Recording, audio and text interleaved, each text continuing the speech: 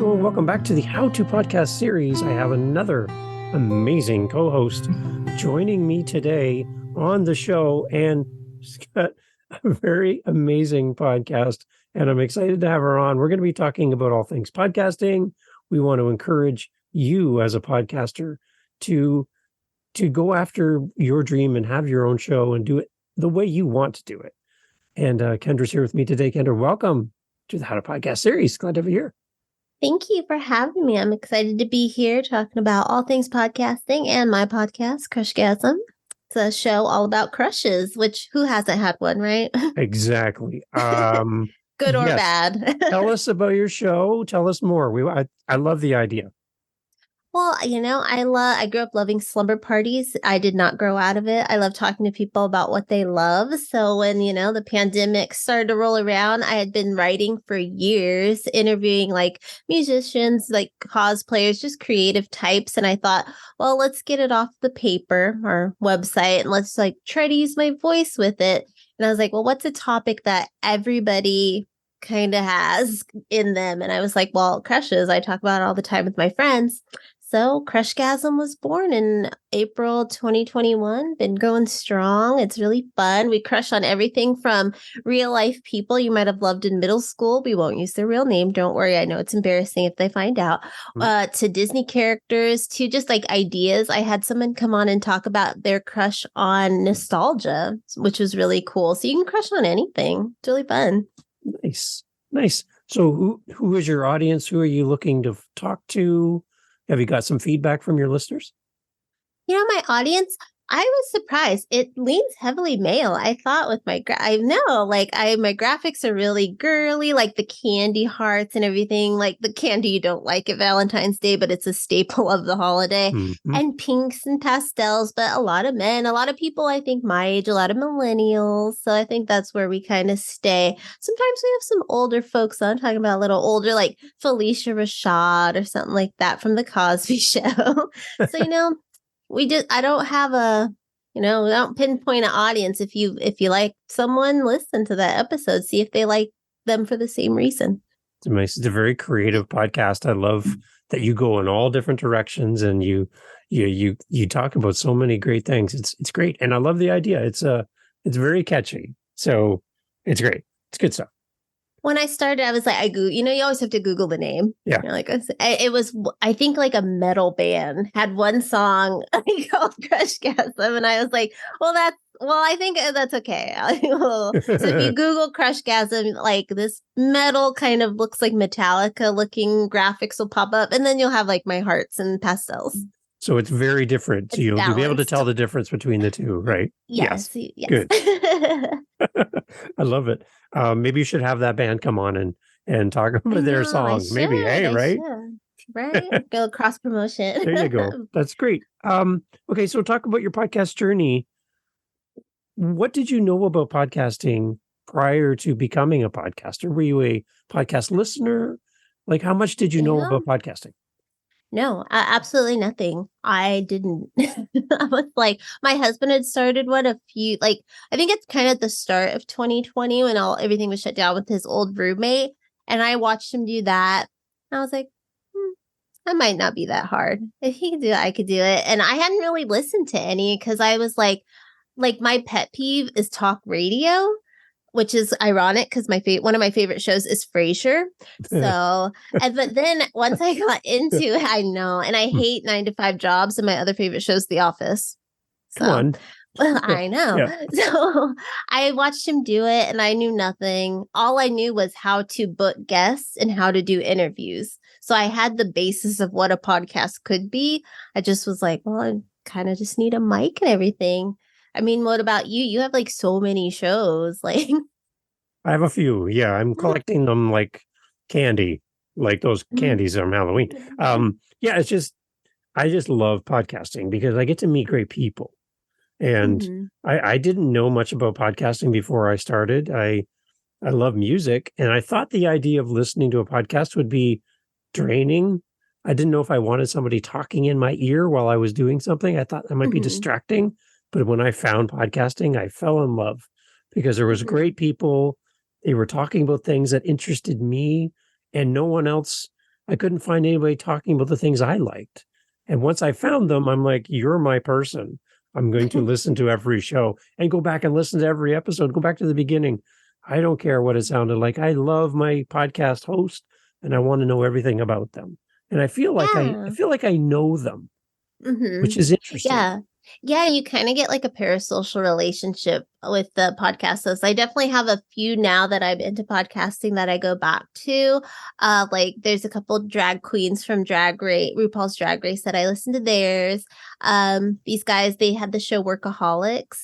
Yeah. And since they don't have a show anymore, they started a podcast together. So I listen to theirs. So I think I like once where they're friends, you know?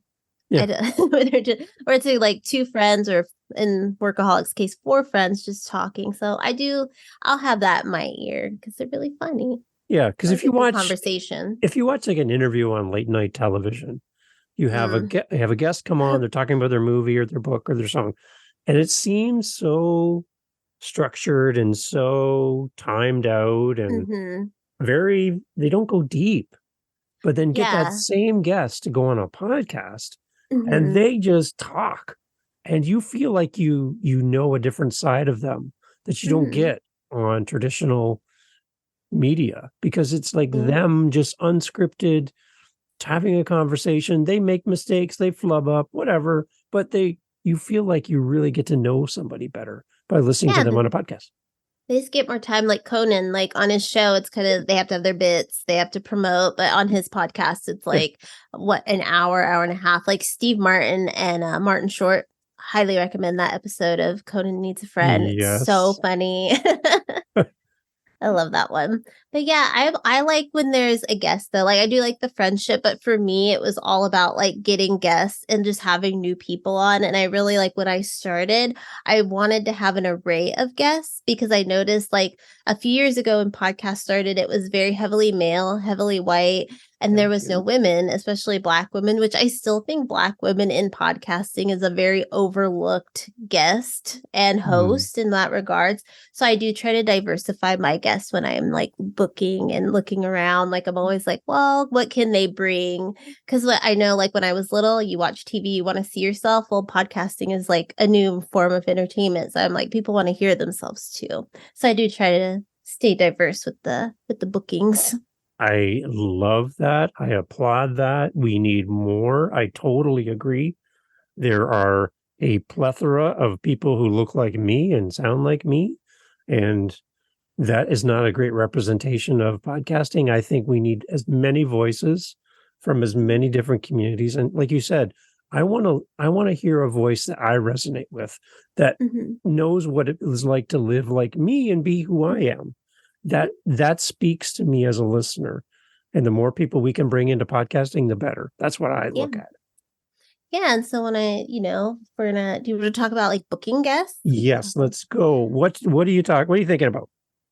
Well, when I go to book a guest, I think like that's a hard part. If you're going to go for an interview podcast, you're like, how do I get guests? Because you don't want to like just rely on the same people all the time, that you could just hit them up, like send them a text. So I think there's like really good sites. There's Facebook groups. You can always go there. You run the gamut though of those people being a little unreliable. Yep. So there's also matchmaker.fm, which is people that want to be on shows. They want to be guests. It's a really good avenue. But my thing is also, if you see someone you like, or you like see them in a, like, maybe not, you're not going to get Angelina Jolie right off the bat. But if you see like a musician that you might like, just try to find their contact and go for it. What's the worst they're going to say is no. They're not going to rip you a new one. They're just going to be like, nobody's that mean. They'll be like, no, thank you right now. So I say just find their email contact. That's what I usually do. And I've had some pretty good success with that. So who have you swung for the fences and you thought they're never going to respond? They're never going to say yes, or even, I'm never going to hear back. And they did. Tell me that was, story. I hadn't, because I've been freelance writing since, when did I leave college? 2010-ish. So I'm on like a lot of email lists, like PR and stuff. And like, I'll get emails and I'm like, this person's never going to say yes. Like, why would this person? So I got an email about Daniel Franzese. He was Damien in Mean Girls. He was you don't even go here. You don't go here. That one.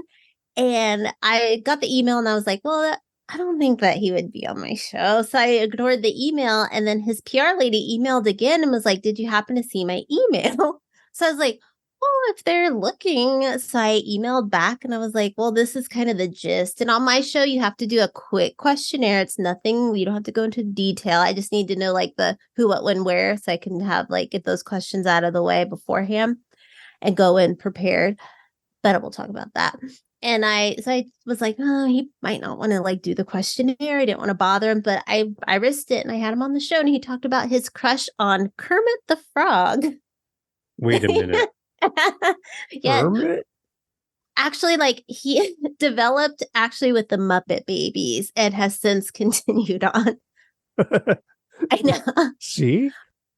But you're shocked, but Kermit actually, this is the second time he's come up. It wasn't this one guest official crush, but she grew up queer, but not knowing, because at the time there wasn't really a term for what she was feeling. Yeah. So she actually pretended to like Jonathan Taylor Thomas, a big 90s icon, because that's who everyone liked. And she was like, oh, I like Patrick Swayze because that's who her mom liked.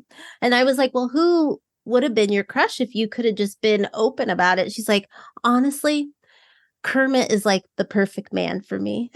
She's also a puppeteer. So I love it because it's not easy being green. So, no. there you go. So We also Kermit's getting found some love. out Daniel had a thing for green. He liked one of the Ninja Turtles, Michelangelo, who it's another recent crush we talked about from Ninja Turtles, and Shrek. Was Those kind of are all cute. green. There you go. I love it. So on the show, we kind of sometimes we'll stay light, but sometimes people are like, Kendra, I didn't know this was going to be therapeutic. I mean, I'm going to be breaking down walls about like a crush on like Kermit the Frog or what have you. Aladdin, we've had him too. Okay, so for a new podcaster listening and they are early days in their podcast and they want to have great interviews, what kind of things you mentioned having a list that people fill out for you? Can you give us more details about that? But what else can we do to find great guests? Where else can we look? I say for great guests, just keep on social media. There's always like hashtags for that. Yeah. Check those out. Other podcasters are also really great guests because they not only have the equipment already ready to go, but they can talk on a mic, and that's proven. So I always say if you are starting out, start with podcasters as your guest and then grow from there. It's a good tip. I like that. Because they know kind of what to expect and they're ready to go. And I think for interviewing, I do have a little questionnaire because I hate when you go into an interview and like you said, you talk to musicians. And what is the one thing they don't want to be asked? They don't want to be asked like what their band name means or anything you can find on their Wikipedia is probably something you should not ask them. Yes. So the questionnaire kind of gets out those initial, like I call it first date questions. So then you can kind of build off of those to build more in-depth questions. Also, watch people or listen to people that you like interview.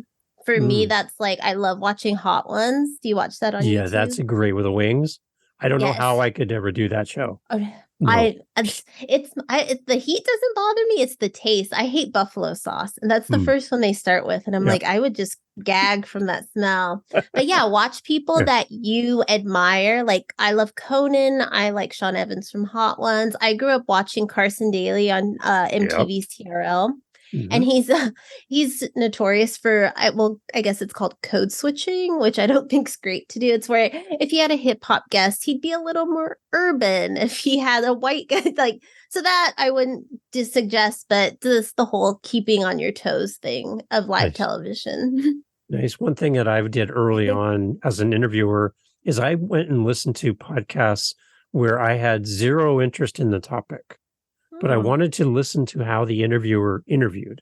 And I didn't want to get distracted by falling in love with the content because I wanted to listen to a good interviewer and listen to an interviewer that I'm like, well, that question didn't really sit, or I didn't really like how they did that, or how they introduced their guest, or I wanted to learn without being distracted by the content. So I purposely picked a podcast like for me that has zero interest. And then I'm listening to them talk about whatever, but then I just zone in on the interviewer and I'm like, oh, and I pick up tips from them going, I could use that. That's a great question, or that's a great way to introduce your guest or close the episode, and I would kind of learn from them. So is there anybody that inspires you then beyond like Conan and shows like that you kind of like go, that's a great interviewer? Oh, I'm in the I Did Not Make These Rankings podcast network, That's right. and I am obsessed with Harvey Laguerre on Men Are the Prize. I think he's a really good interviewer. He kind of has that Montel Williams vibes, which I'm a child of the 90s. So any like 90s talk show host, if you're like that, I'm going to be in love with you. And he's just really good at just going with the flow. What he told me that he does, he was actually inspired by Donahue. And he said what he noticed about Donahue when he was younger watching was Donahue never interrupted his guests. So I thought that was good advice. That also I found for editing is if I talk while my guest is talking, it makes more work for me after we're done the interview. So I try to stay quiet as well. And you know what? My wife actually likes it because I listen better at home now. When she's talking, I'm not interrupting her because I'm used to doing it like this. So it's actually paying off for my relationships as well. So hey, it's a win-win, right? Yeah, it's a balance. I also think like being able to volley, because I have my questions written, I have like what I want to cover, but you have to know if they already like I usually don't have the camera on because I am listening, but I'm also notating like, oh, they already mentioned this. So let's not, you don't want to ask the question and they already answered. So be able to volley, be able to like readjust your interview too. So the listening skills do come in handy because if they mentioned, we'll go back to musicians like how they got into music and that was like your sixth question for some reason, you don't want to ask it then. Yeah. So, Yeah. I like it. I like it. How else do you keep yourself organized? Do you have any little tips for us?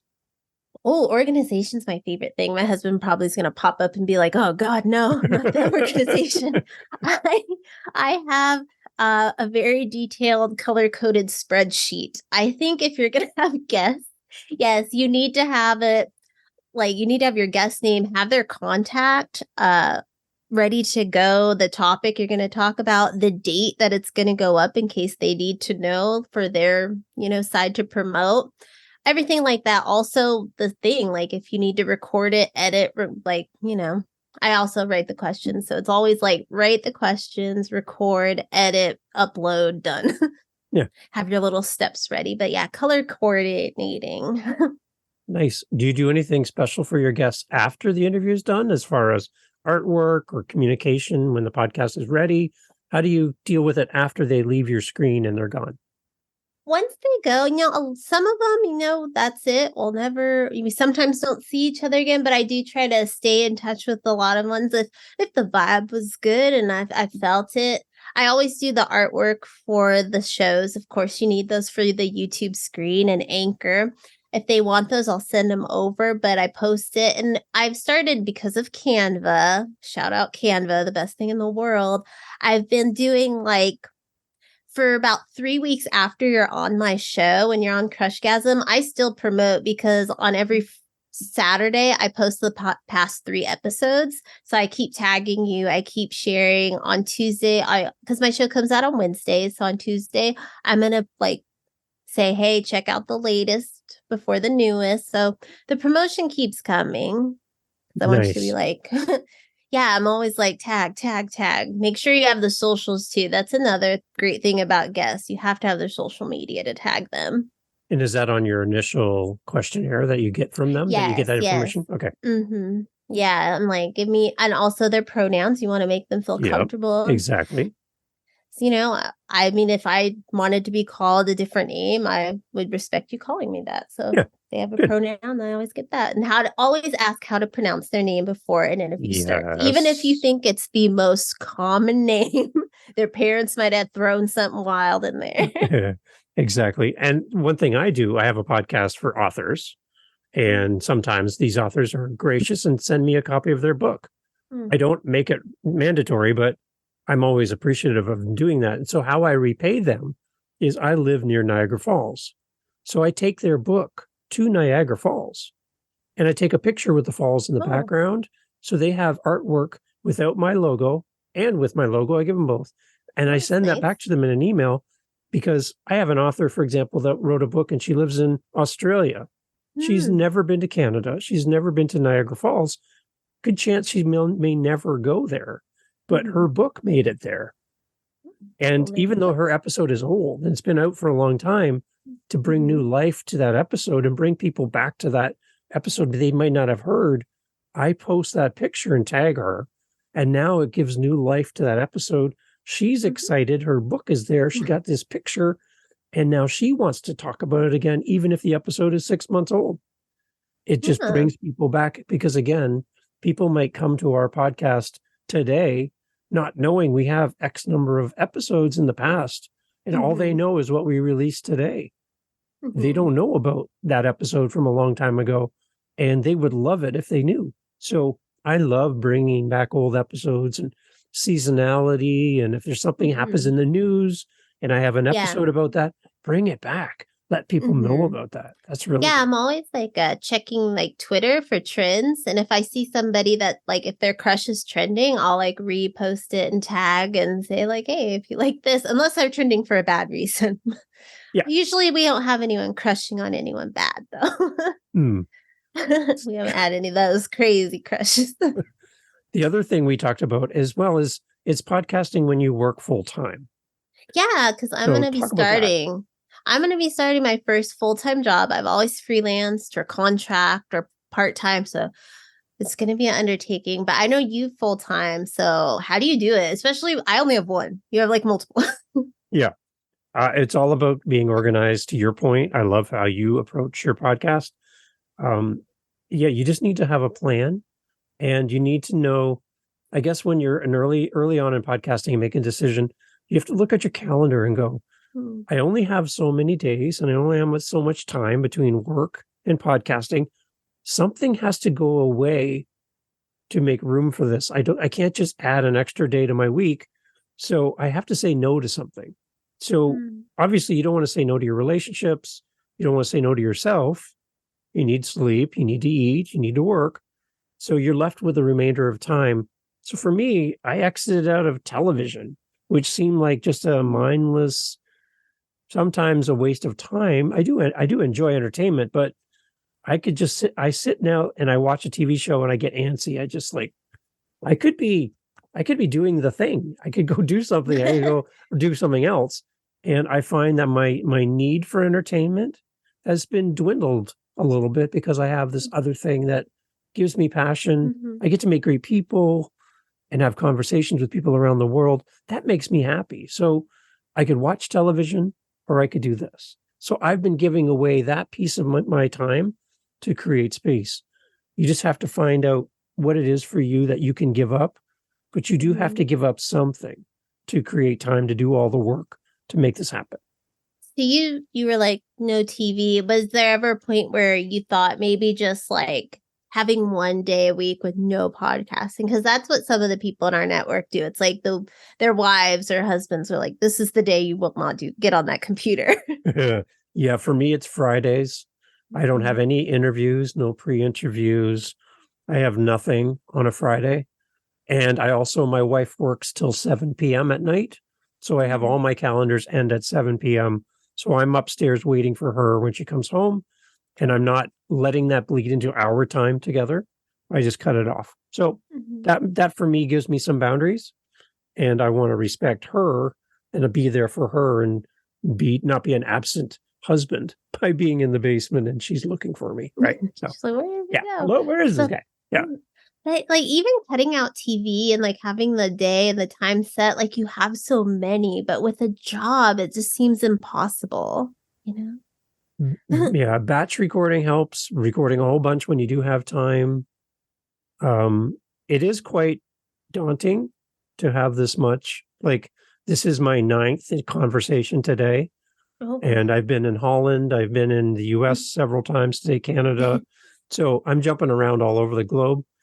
And then on top of that, I just have to do all the edits. So like it's not over when I hit stop on the recording. I still have to do all the behind the scenes work. So it's all about figuring out what works best for me. And so what I do is this episode, I'm going to edit right away because it's fresh in my mind.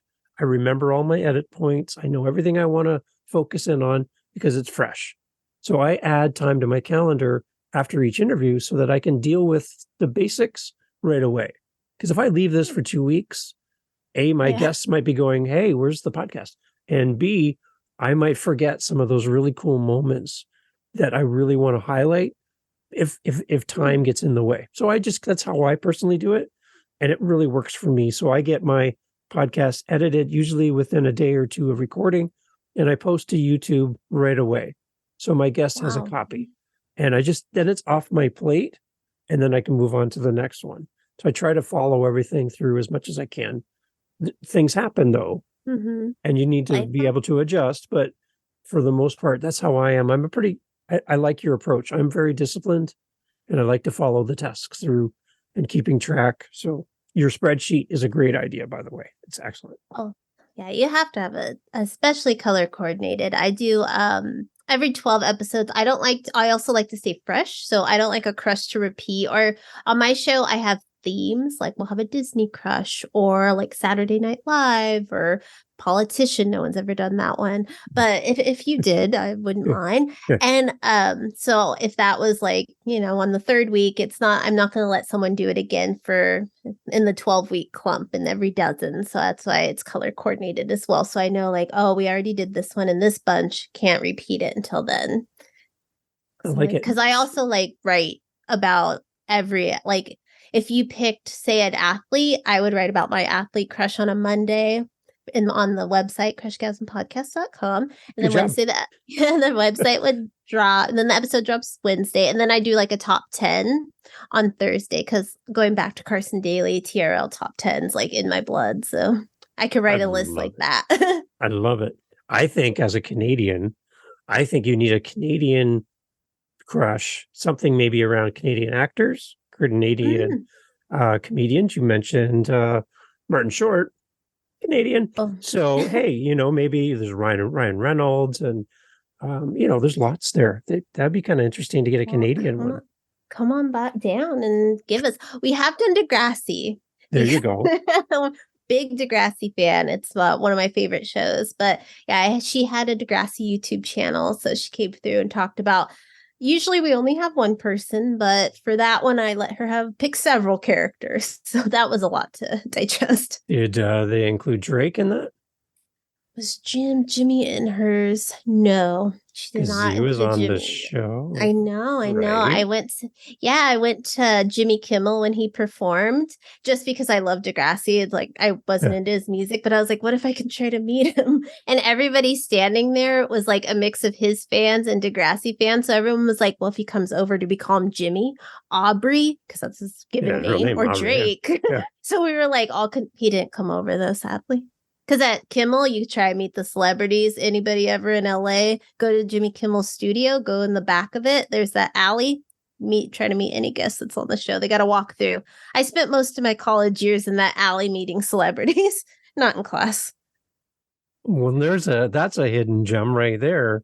I love it. Anybody, as we're on that topic, anybody stand out? You're like, you met them and you're like, they're such nice people. Oh, yeah.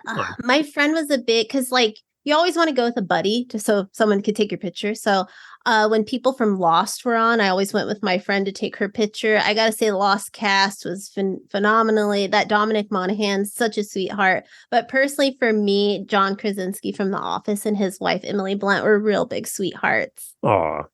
Oh, and my favorite person I ever met back there was probably Michael C. Hall from Dexter.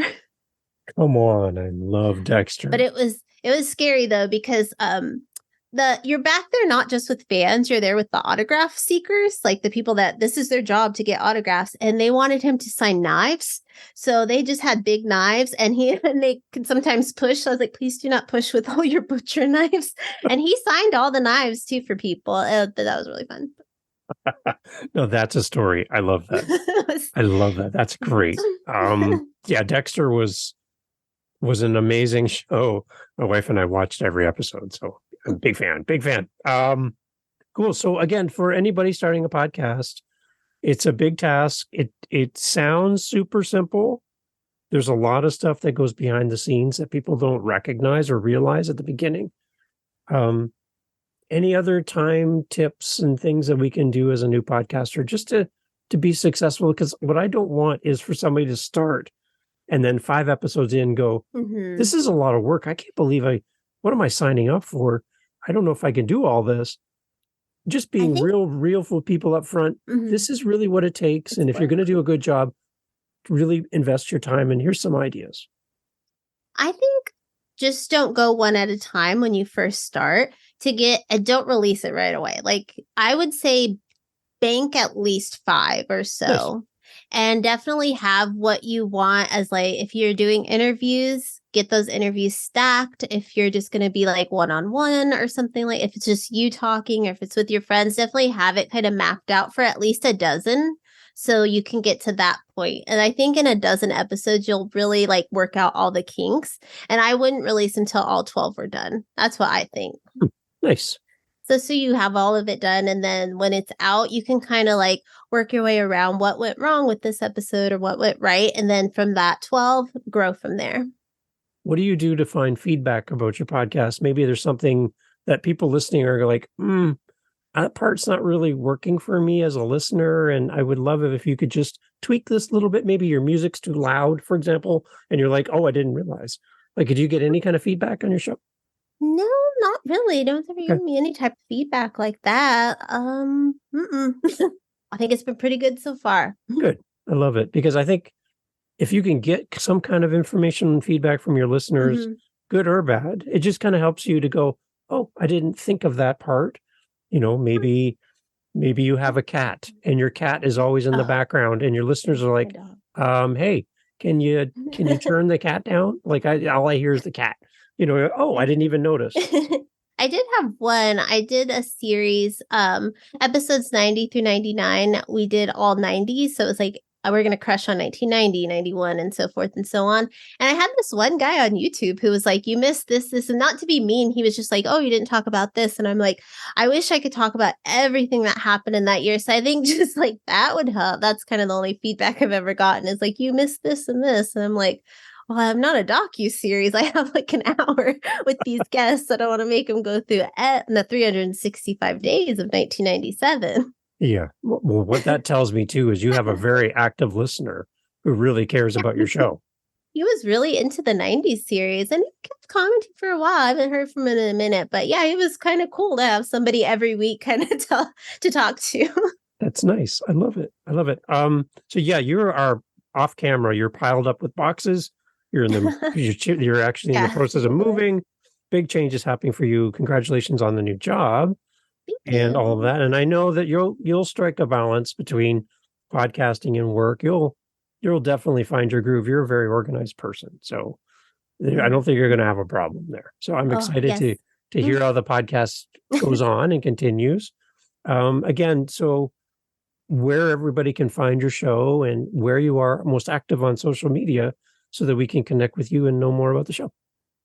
You can find everything at crushgasmpodcast.com. There you'll find all my blogs. So you get to learn more about me every single week because I'm always writing about a crush I have. Whatever my guest brings me, I got one for that too. Sometimes I don't, and I got to stretch it just a little, but not lie. I just have to like make up a kind of a skew it in a way. Like we're doing horror movies. Horror movies aren't my thing this week. Yeah. So I had to pick one that I love, and that's Get Out. What else? And I'm most active. You can find us on Twitter and Instagram. I don't really do TikTok. I'm not that cool. I'm not cool, hip Gen Z. I'm old school. I'm also on Facebook, but everything's at crushgasmpodcast.com. Easiest Just way to look for find that you. purple heart. Well, right now I actually drew a new heart. It's a orange and it looks like a pumpkin for Halloween. But it's usually a purple heart that says Crushgasm. There you go. It's amazing. It's a great podcast. I love the variety. And you are so creative with your episodes and your guests, everything. It's such a great podcast. So everyone go listen and make sure you subscribe and follow and do all that. And every episode that comes out of Crushgasm will show up right on your phone. You don't have to do anything. They're free, which is amazing. Yep. So there you go. Excellent. Thank you so much. Thank you for being part of the podcast. Good luck with the move and everything. And I hope everything goes well. And I would love to have you back in the future and get an update on the show. Thank you for having me. Really appreciate it. Awesome.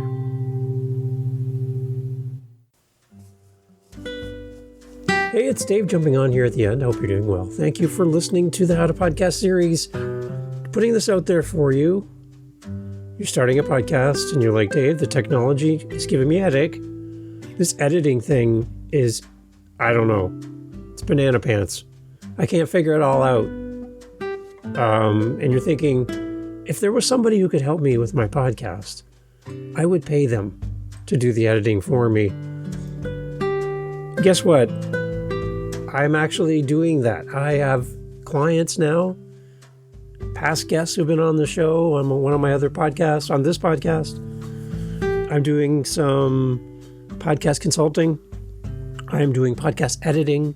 I'm helping with people launching their podcast, getting it, all the technology stuff, all getting your podcast in all the players, helping you with your YouTube channel, your website.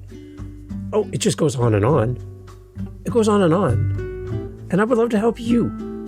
So instead of going to Fiverr or Upwork, I've been on there. I keep trying to get on for jobs and nobody's paying attention to me. And I need attention. I would rather work with you as a listener of the show. So here's what I'm saying. Go to howtopodcast.ca, leave me a voice message, tell me what you need, and let's work out something that works for you and your budget. And if you need full service or you just need something quick like a drive-through type service, I'm there for you. I got you. And if you like what you hear on any of my 7 podcasts, I can do that for you. I can.